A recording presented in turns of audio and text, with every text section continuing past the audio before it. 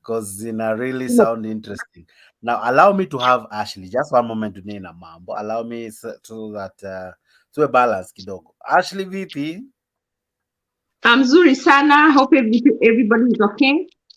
good to have I'm you. Habari ya masiku. Zuri Sana. I hope you are doing good. We Glad to are have well. Karibu sana kwa show. Asante.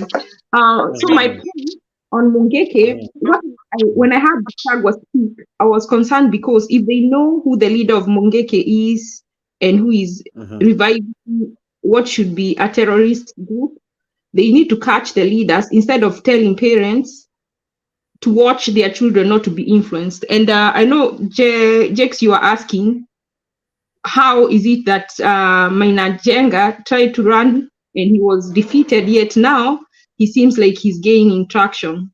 If you mhm, look at the elections, mhm, Uhuru did not participate. He was a silent partner of Azimio. He mhm, wasn't a strong partner. But mhm, now, from my opinion, is that he's the one who is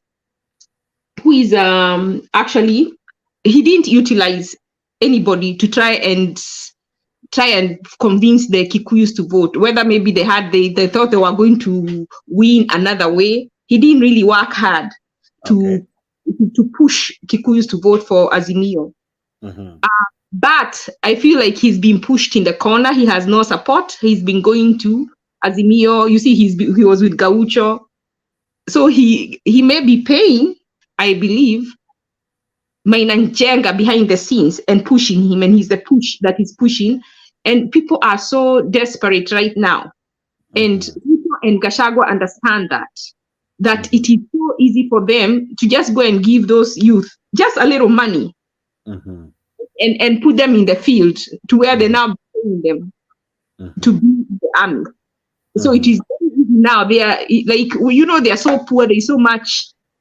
Um, there's so much need that it is so easy they are vulnerable. So it is so easy for someone to get into crime. It is like when you're like in America, there are some places where they are poor. So most people there, you find they do drugs. It's mhm, like in Kibera, their children, their girls start having sex when they are young because of the poverty. Their kids do drugs. It's the same thing as now that they push the Kenyans where they are. It is so easy for them to be influenced to do something else. So even Mungeke is right. The ground is right for such an organization as this time.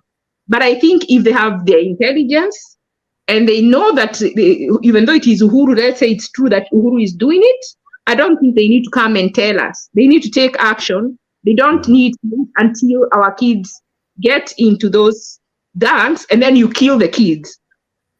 And this thing of them not dealing with those big cuts is a thing in Kenya, because even this money that we are being told the money was stolen, so now they want us to remove money for tax. They are taxing us, and Ruto is saying that those people who don't want to remove the 3% housing levy don't want the people who are not working to have jobs. But I thought the tax that we remove is what should be used for the government to bring the jobs. So now, mhm, since you have already removed tax for those working, what is the additional housing levy that they are forcing people to remove for? Because that the tax that they are getting, that is the purpose. And if we are paying 80% of whatever revenue is getting collected from tax to debts, we first have to ask, how are those debts used? Why are they not talking about the people who stole this money? Why have mhm, we not had anything about them trying to get back the money that was stolen?